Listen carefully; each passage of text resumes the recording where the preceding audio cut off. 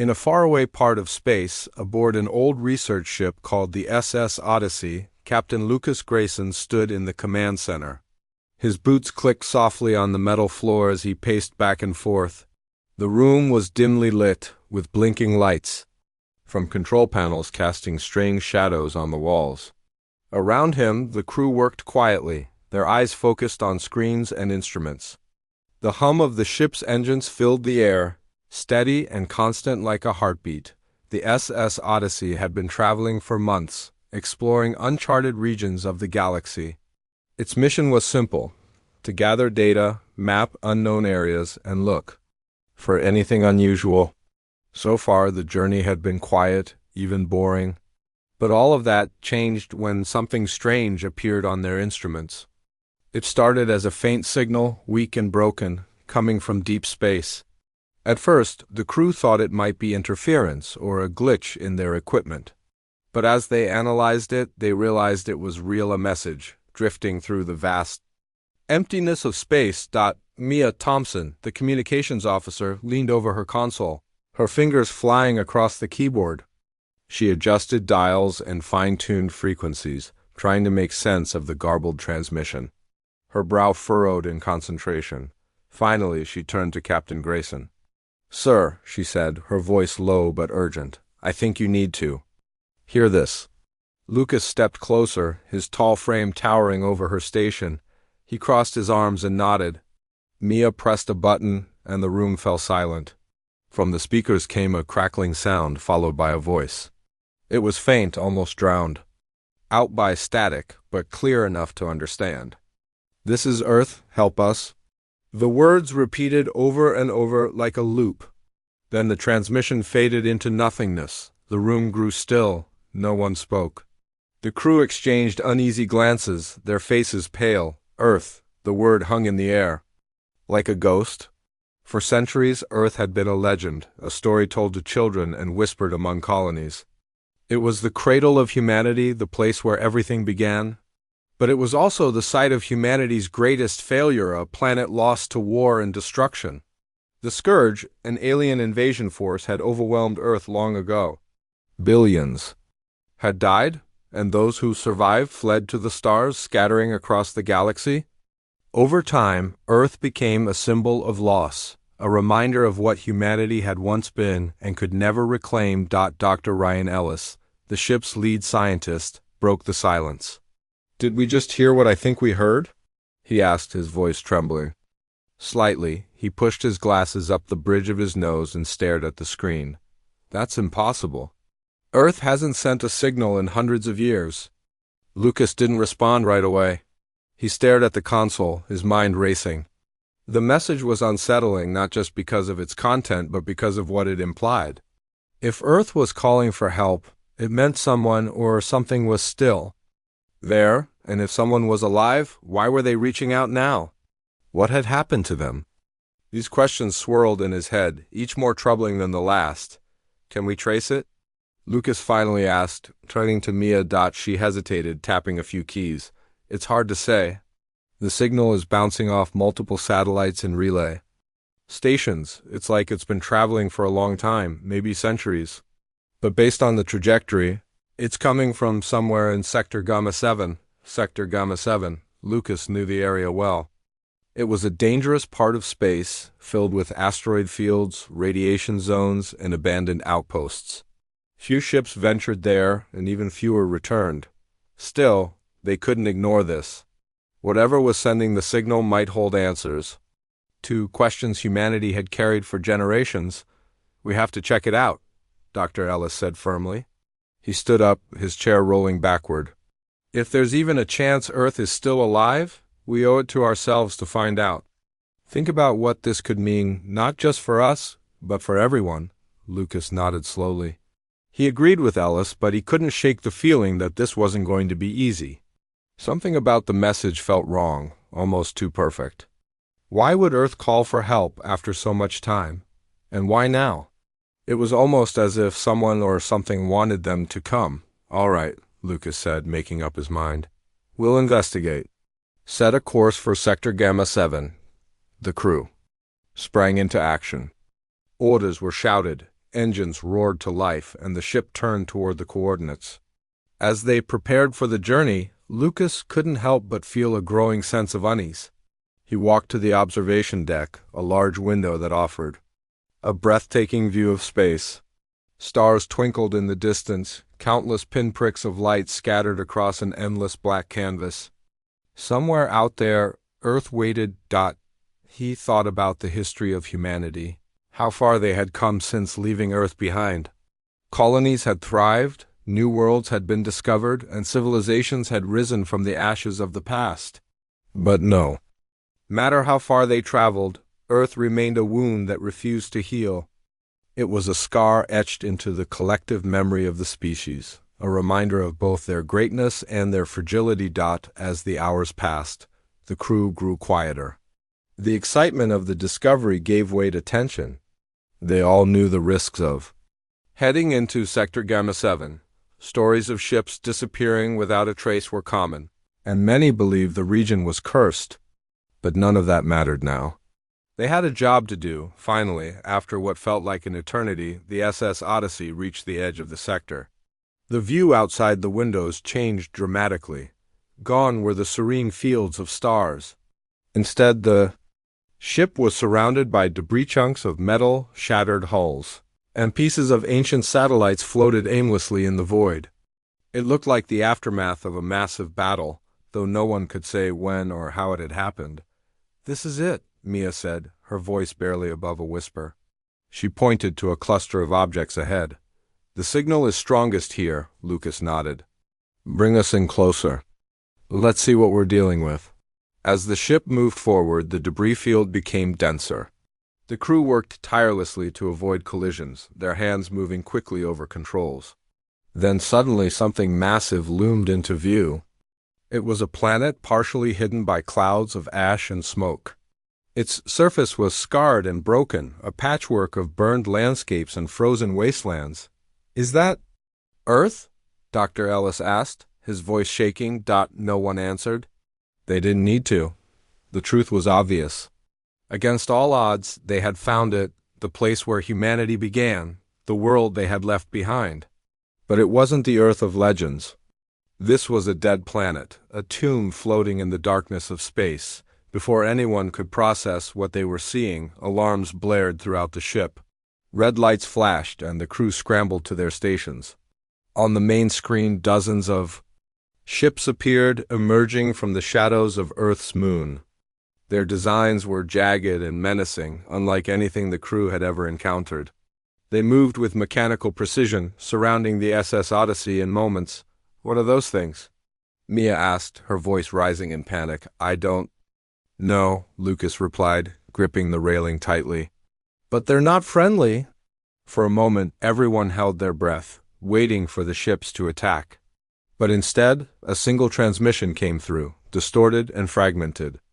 A voice, cold and mechanical, spoke in broken English. "You have come too late." The words sent shivers down their spines. Too late for what? What had they stumbled into? Lucas clenched his fists, his mind racing. Whatever these ships were, they weren't human, or were they? The thought lingered in his mind, unanswered. "We need to figure out what's going on," Lucas said, his voice firm despite the fear creeping into his chest. "Prepare for evasive maneuvers. And get me more information on those ships." The crew nodded, their movements quick and efficient. Outside, the mysterious fleet continued to circle the SS Odyssey, cutting off any chance of escape. The message replayed in Lucas's head, over and over. Too late. What did it mean? And what horrors awaited them on the surface of Earth? As the ship drifted closer to the planet, the crew braced themselves for the unknown. They had come looking for answers, but they might find something far worse instead. The SS Odyssey hovered in silence, surrounded by the ominous fleet of jagged ships. The crew stared at the monitors, their faces pale and strained. Outside, the alien vessels loomed closer, their dark surfaces reflecting faint glimmers of light. From distant stars? None of them moved to attack, yet their presence alone was enough to fill the air with dread. Captain Lucas Grayson stood at the center of the command room, his hands gripping the railing tightly. His mind raced as he tried to make sense of what they were seeing. These ships weren't like anything humanity had ever built. Their designs were sharp and asymmetrical, almost insect-like, with weapons mounted on every surface. But there was something eerily familiar about them, too. The shapes reminded him of old Earth military vessels, though twisted and corrupted into something monstrous. "What do we do now?" Mia Thompson asked, her voice trembling. She sat at her station, her fingers hovering over the controls. "They're not responding to our hails." Lucas didn't answer immediately.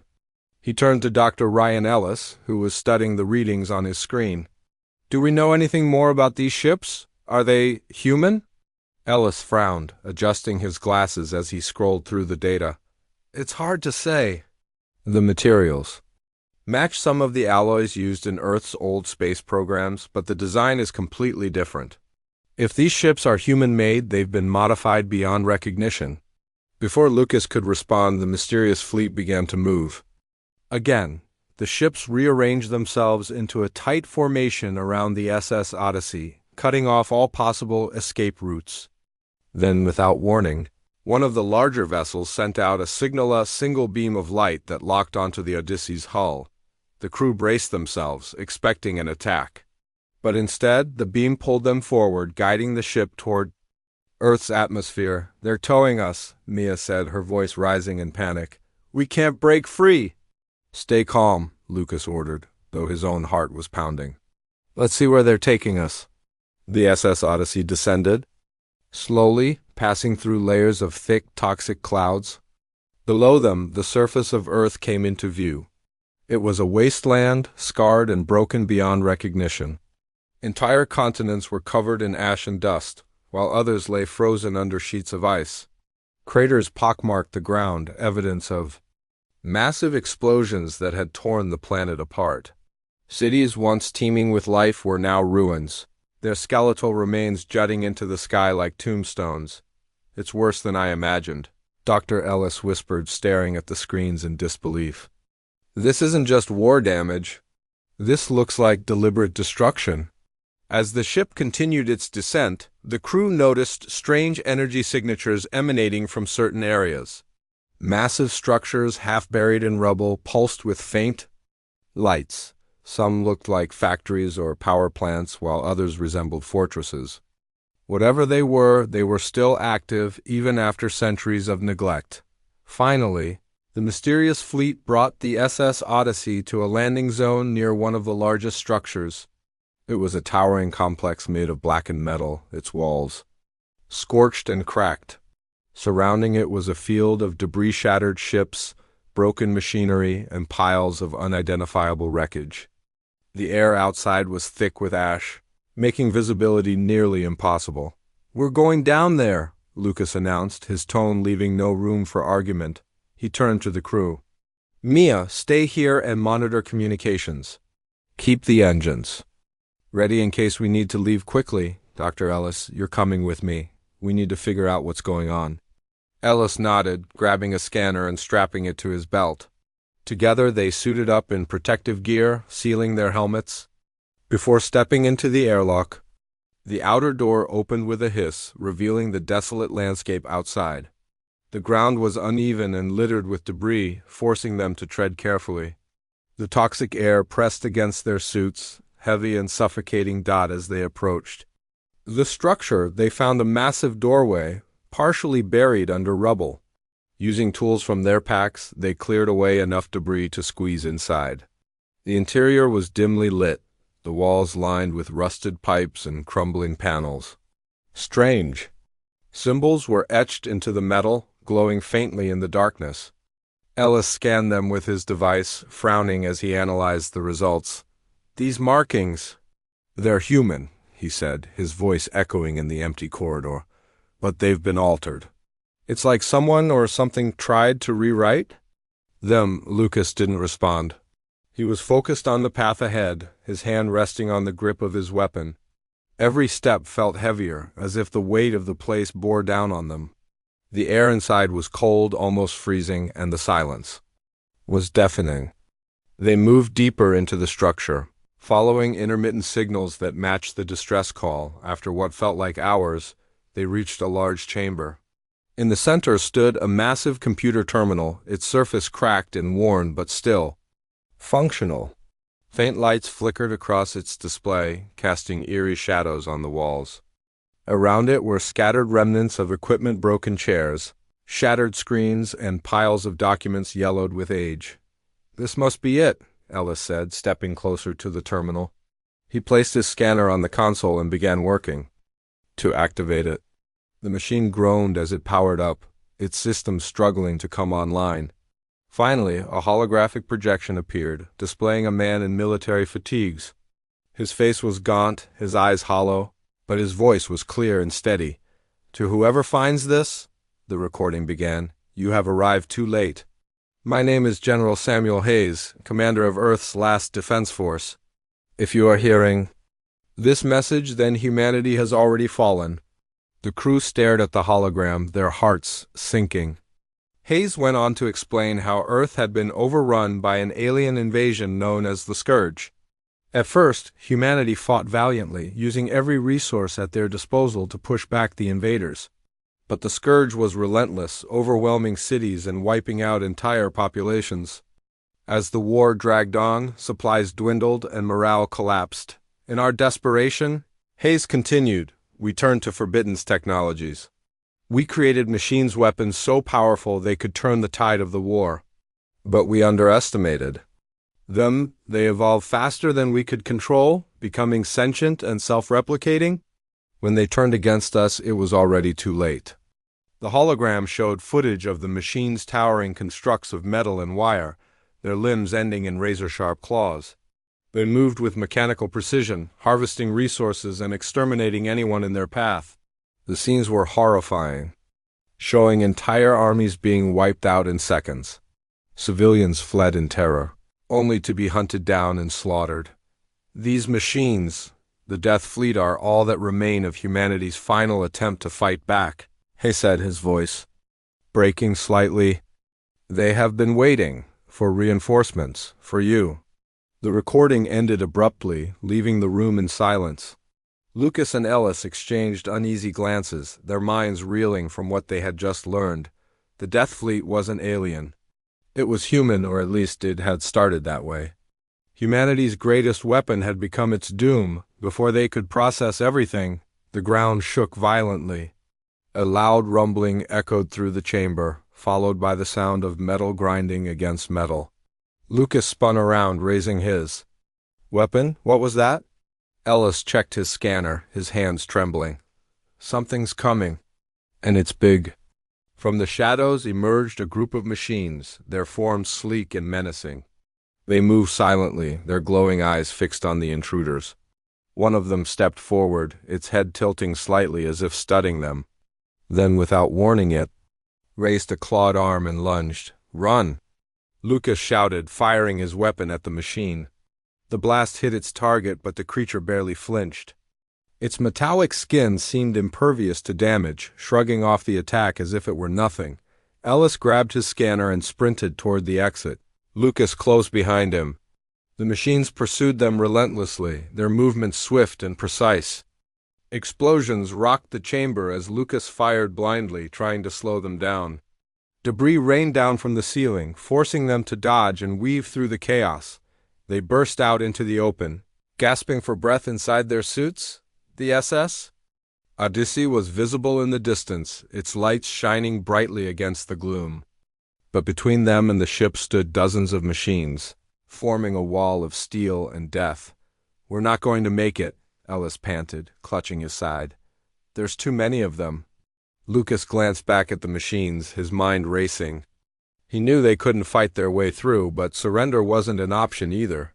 Then he remembered the terminal, the fail-safe mentioned in the recording. If they could reactivate it, maybe they could shut down the Death Fleet entirely. "There's another way," he said, turning to Ellis. "Go back to the ship. Tell Mia to prepare for immediate departure. I'll handle this." Ellis hesitated, his eyes wide with fear. "You can't go back in there alone." "I don't have a choice," Lucas replied firmly. "Now go." Reluctantly, Ellis obeyed, running toward the ship as fast as he could. Lucas watched him go, then turned back to face the machines.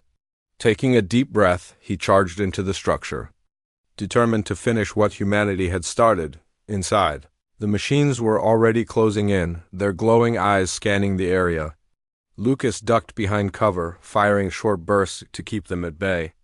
The SS Odyssey soared through space, its engines humming as it moved farther away from Earth. Inside the ship, the mood was heavy, weighed down by what they had seen and done. Mia Thompson sat at her station in the command center, her hands resting limply on the controls. Her eyes were red from crying, and she couldn't stop thinking about Captain Lucas Grayson.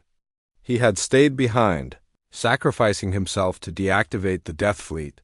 She replayed his final moments in her mind, the way he had stood his ground against the machines, determined to save them all. Dr. Ryan Ellis paced back and forth across the room, his face pale and drawn. His boots clicked softly against the metal floor, the sound echoing in the silence. He clutched a datapad tightly in one hand, the information from the terminal on Earth still fresh in his mind. The holographic recording of General Samuel Hayes haunted him. Humanity's greatest weapon had turned into its worst nightmare. The Death Fleet wasn't just a relic of the past. It was a warning, a reminder of how far people could fall when desperation clouded their judgment. Lucas had given them a chance to escape, but at what cost? Ellis shook his head, trying to push away the guilt gnawing at him. "We should have stayed," he muttered under his breath. "We shouldn't have left him."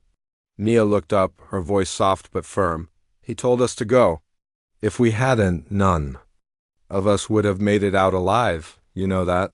Ellis stopped pacing and turned to her. "Maybe, but it doesn't make it right. He saved us, and now we're just running away." Before Mia could respond, the ship's sensors began beeping loudly. A red light flashed on the main screen, catching everyone's attention. Lieutenant Daniel Brooks, the security chief, leaned over his console, his brow furrowed in confusion. "Something's following us," he said, his voice tense. "What do you mean?" Mia asked, leaning closer to her own monitor. Brooks pointed to the radar display. A cluster of dots was moving steadily toward them, matching their trajectory. "It's the Death Fleet, or at least part of it.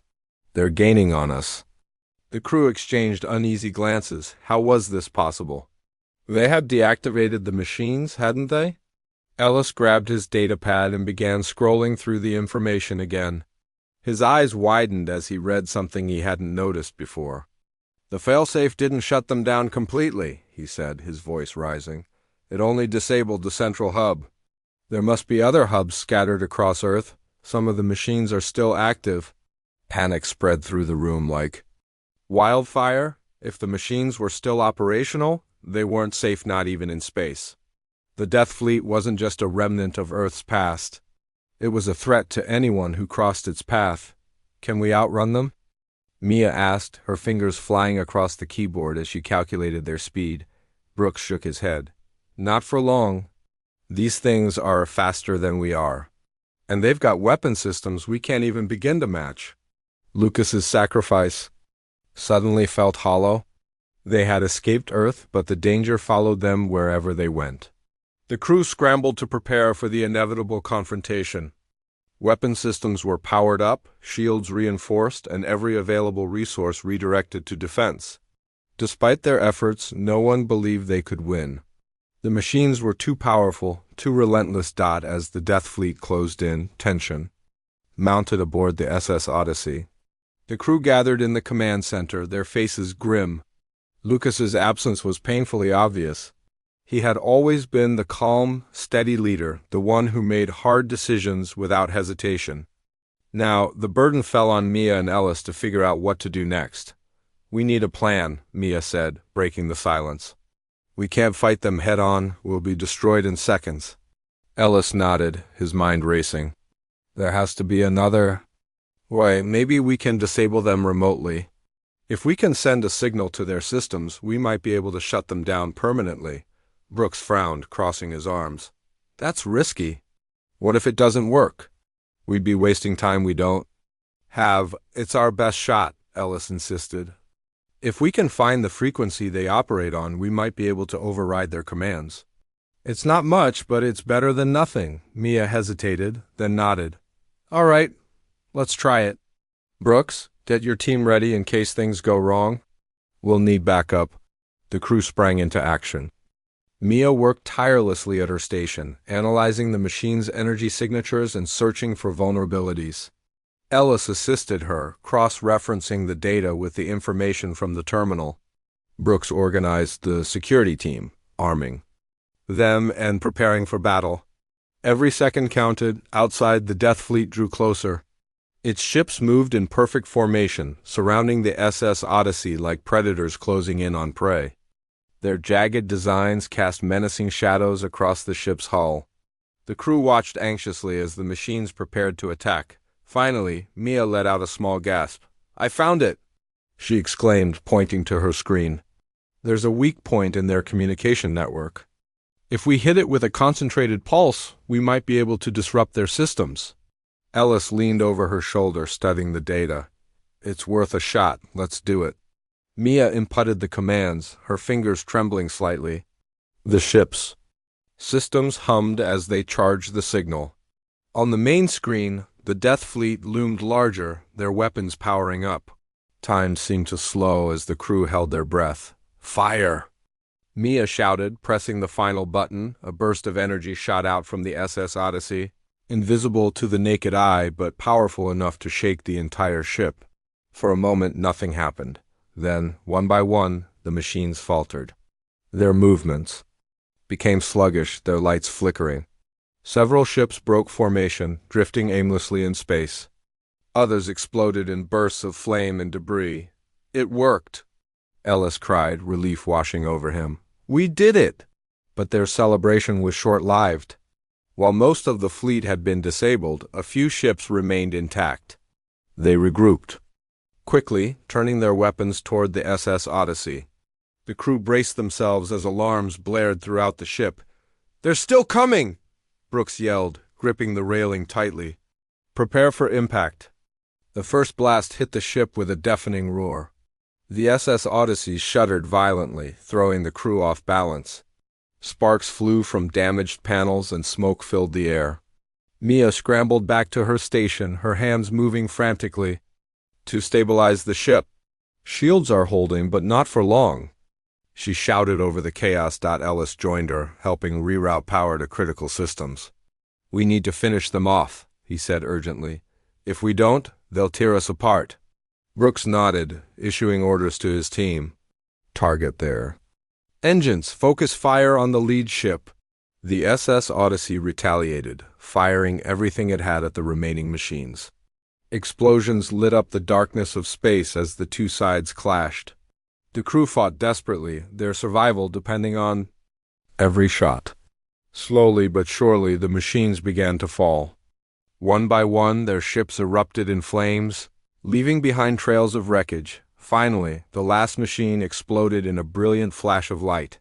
The SS Odyssey drifted silently in the aftermath, battered but intact. The crew collapsed into their seats, exhausted but alive. They had won for now. Mia stared out the window at the remnants of the Death Fleet, her heart heavy. Do you think Lucas knew this would happen? She asked quietly. Ellis sighed, shaking his head. I don't know. But I think he knew we'd have to keep fighting, no matter what. Brooks walked over, his expression grim. We should honor his sacrifice by making sure it wasn't wasted. Whatever happens next, we need to stay strong. The crew nodded in agreement. They had lost much, but they had also gained something, a renewed sense of purpose. Earth's story was tragic, but it wasn't over. As long as they carried its memory with them, humanity's legacy would endure. As the SS Odyssey continued its journey, the crew vowed to remember Lucas and the lessons they had learned. They couldn't change the past, but they could shape the future.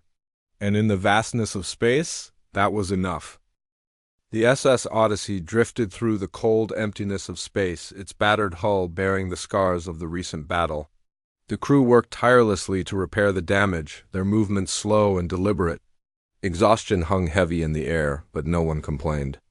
They had survived an encounter with the Death Fleet, a feat that felt almost miraculous. Yet despite their victory, a sense of unease lingered.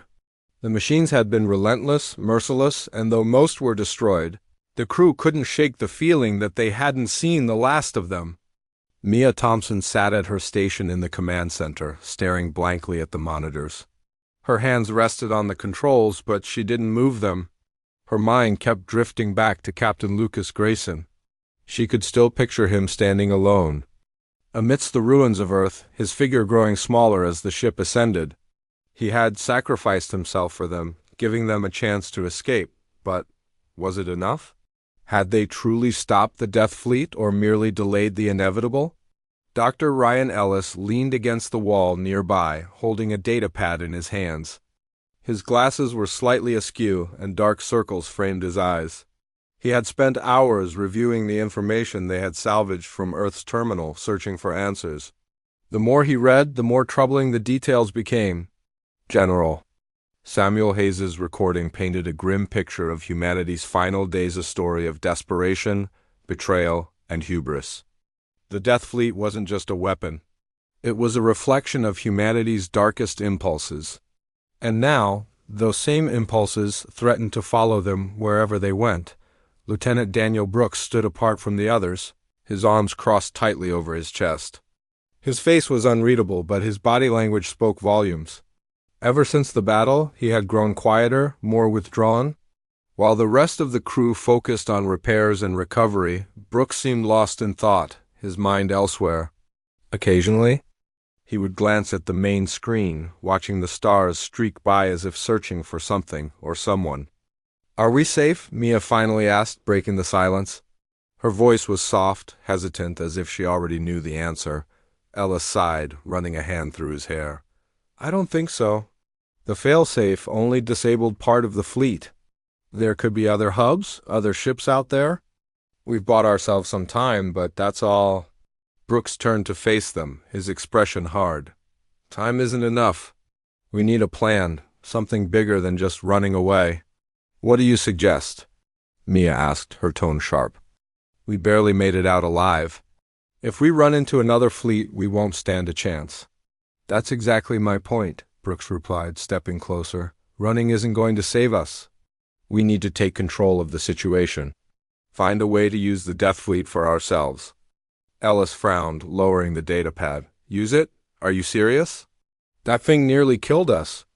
And yet, it's still the most powerful weapon we've ever encountered," Brooks countered. "Think about it. With the Death Fleet under our command, we could protect ourselves. Hell, we could reclaim Earth if we wanted to." Mia shook her head, her voice rising. "That's insane. You saw what those machines did to Earth, to humanity. Do you really want to risk becoming like them?" "It's not about becoming like them," Brooks snapped. "It's about survival.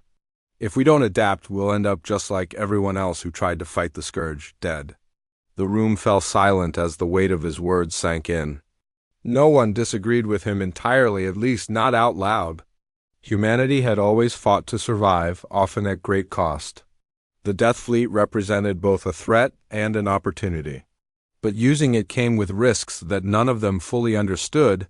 Lucas's absence loomed large in the conversation. He had always been the voice of reason, the one who balanced ambition with caution. Without him, decisions felt harder, heavier. The burden of leadership rested uneasily on Mia's shoulders, even though she hadn't asked for it. She glanced around the room, meeting the eyes of her crewmates. Each of them carried a different kind of grief, a different kind of fear. And each of them looked to her for guidance.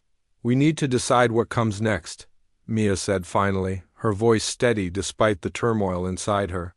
"But we can't rush into anything. Whatever we do, we have to make sure it's the right choice, not just for us, but for everyone." Brooks clenched his fists, clearly frustrated. "Right choices don't keep you alive, action does. If we wait too long, we'll lose our chance." Ellis stepped between them, raising his hands in a gesture of peace. "Let's focus on what we know. We've got data from Earth's terminal.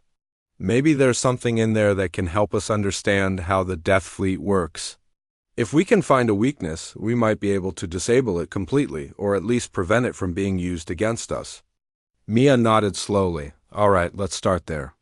But we stick together, no secrets, no side missions. Agreed? Brooks hesitated, then gave a reluctant nod. Agreed, for now. With that, the crew returned to their tasks. Ellis buried himself in research, poring over the data from the terminal. Mia coordinated repairs, ensuring the ship was ready for whatever lay ahead. Brooks patrolled the corridors, checking on the security team and making sure everyone stayed alert. Despite their differences, they worked as a unit, bound by shared purpose and shared loss. Hours passed in tense quiet. The ship hummed softly as it moved through space, carrying its fragile cargo of survivors. Outside, the stars stretched endlessly, indifferent to the struggles of those aboard the SS Odyssey. Inside, the crew grappled with questions that had no easy answers. What did it mean to honor Lucas's sacrifice?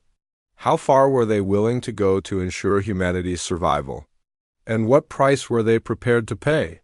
As night fell across the ship, Mia found herself alone in the observation deck. The large windows offered a breathtaking view of the galaxy, millions of stars twinkling in the darkness. She stared out at the void, her thoughts swirling like the debris fields they had left behind. Earth's destruction weighed heavily on her heart, a reminder of how fragile life truly was. Humanity had built wonders, created empires, and reached for the stars. But it had also destroyed itself time and again. A soft knock interrupted her thoughts. Turning, she saw Brooks standing in the doorway, his silhouette outlined by the dim light from the hallway. He hesitated, then stepped inside, closing the door behind him. "I know I came off as harsh earlier," he said, his voice low. "I didn't mean to upset anyone." Mia studied him for a moment before responding. "You're not wrong about needing a plan, but we can't let fear drive us. Lucas taught us that." Brooks nodded, his gaze fixed on the floor. I don't want to lose anyone else." "Not after everything we've been through. None of us do," Mia replied gently. "But we can't forget who we are. We're explorers, scientists, survivors, not conquerors." For a long moment, neither of them spoke. The silence between them was heavy but not uncomfortable. Finally, Brooks straightened, his expression resolute. "All right. We'll do this your way for now. But promise me one thing." "What's that?" "If things get worse, we won't hesitate. We won't let pride or guilt stop us from doing what needs to be done." Mia met his gaze, seeing the determination in his eyes. "I promise. But let's hope it doesn't come to that." Brooks nodded, then turned and left the room. Mia watched him go, her heart aching with uncertainty. The road ahead was fraught with danger, and every decision carried consequences. Yet, as she looked out at the stars once more, she felt a spark of hope. Humanity had faced extinction before and survived. Perhaps in the vastness of space, there was still a future worth fighting for. Back in the command center, Ellis called out suddenly, his voice tinged with excitement. "I think I found something." Mia hurried over, her exhaustion momentarily forgotten. On the screen was a schematic of the Death Fleet's network, showing multiple hubs scattered across Earth and beyond. One of them pulsed faintly, marked with a blinking red. "What is that?" Mia asked, leaning closer. "It's a central relay," Ellis explained. "If we can disable this one, it might shut down the entire system for good." Brooks appeared moments later, his interest piqued. "Where is it?" Ellis zoomed in on the map, revealing coordinates deep within Earth's atmosphere. "It's underground. In one of the active zones we saw earlier?" Mia exchanged glances with Brooks, the gravity of the situation sinking in. Returning to Earth meant facing the Death Fleet again and risking everything they had fought so hard to protect. "We'll need a small team," Brooks said firmly. "Stealth is key. If we go in quietly, we might stand a chance." Mia nodded, her resolve hardening. Then it settled. "We go back, but this time we finish what we started." The crew gathered quickly, preparing for the mission. Weapons were checked, suits sealed, and plans reviewed. As the SS Odyssey turned toward Earth once more, the crew braced themselves for what lay ahead. They had faced impossible odds before and lived. Now they would face them again, united by a shared purpose, to ensure that humanity's mistakes would not define its future. In the depths of space, the SS Odyssey burned brightly, a beacon of hope amidst the ruins of the past. Whatever challenges awaited them, they would face together as explorers, survivors, and dreamers. And somewhere, among the stars, the echoes of Earth's final SOS faded into silence, answered at last.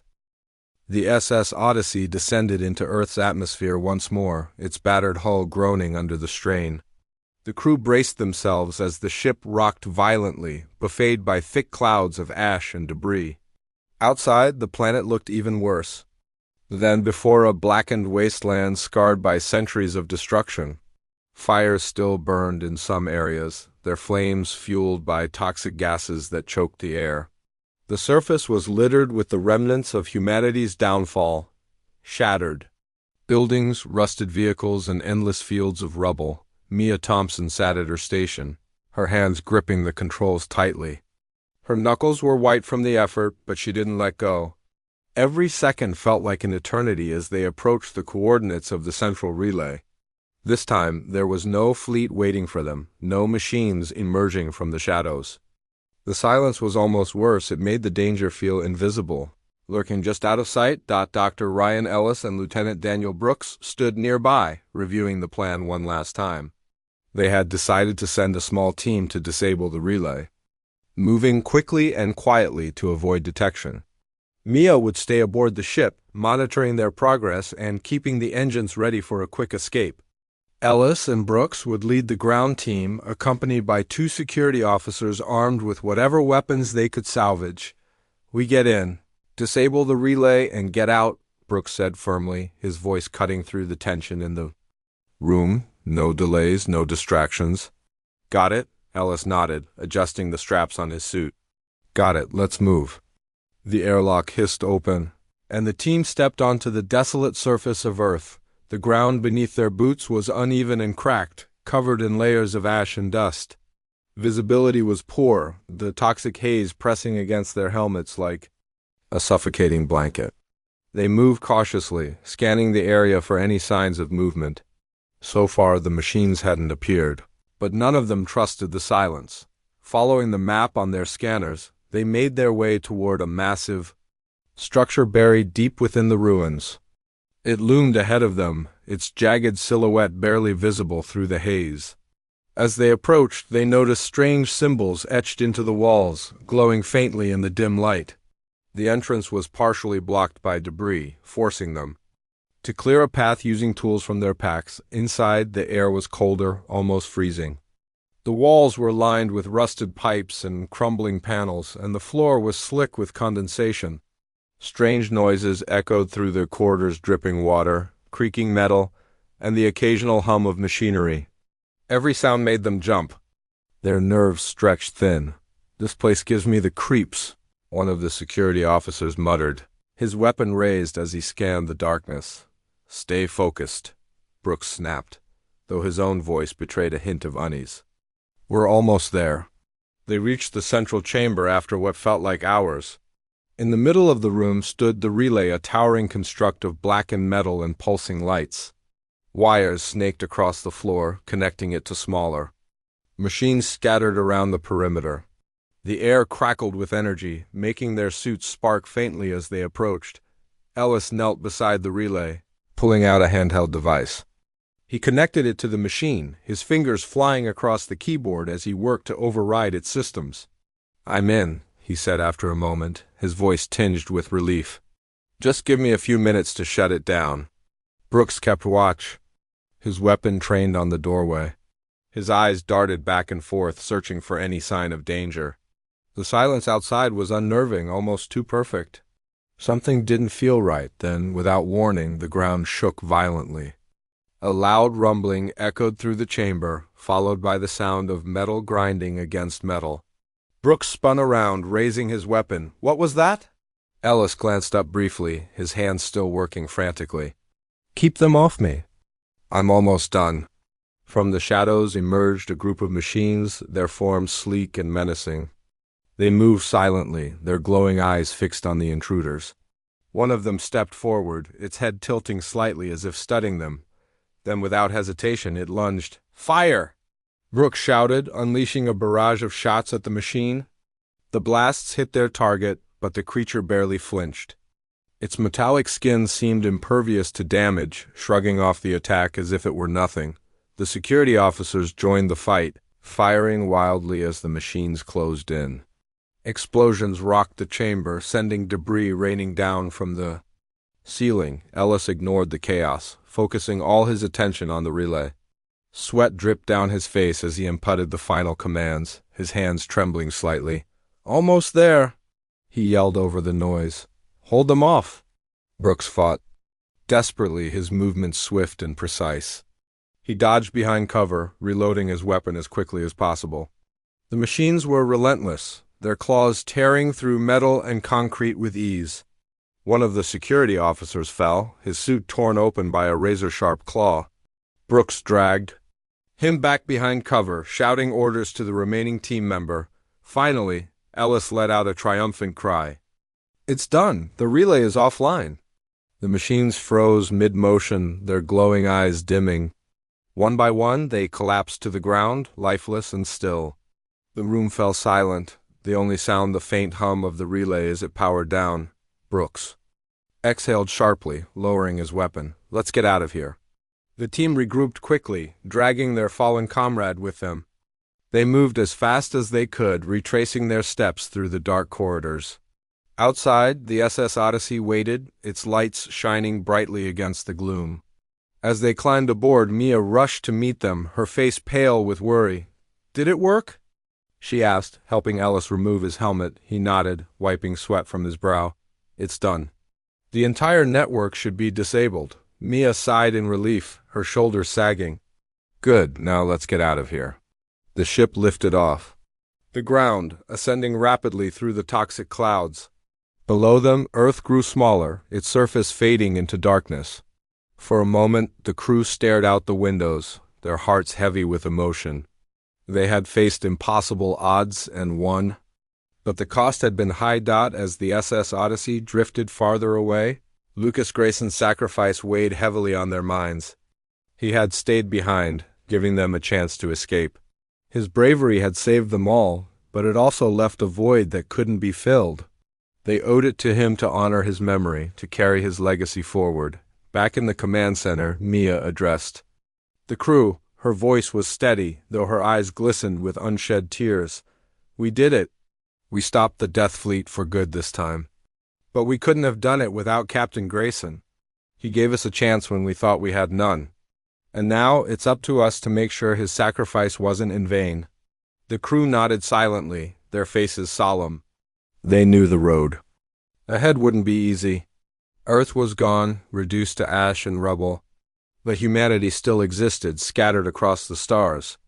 And as long as they carried its memory with them, hope remained. Dr. Ellis stepped forward, holding up the datapad containing the information they had salvaged from Earth. "We've got a lot to learn from this," he said, his voice firm.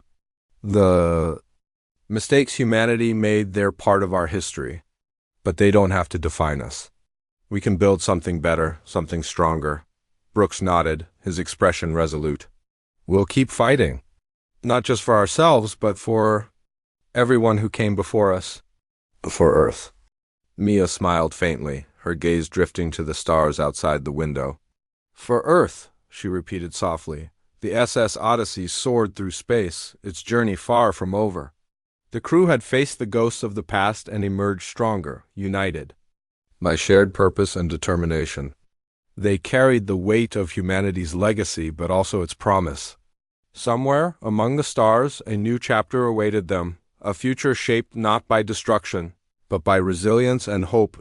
And so, the echoes of Earth's final SOS faded into silence, answered at last.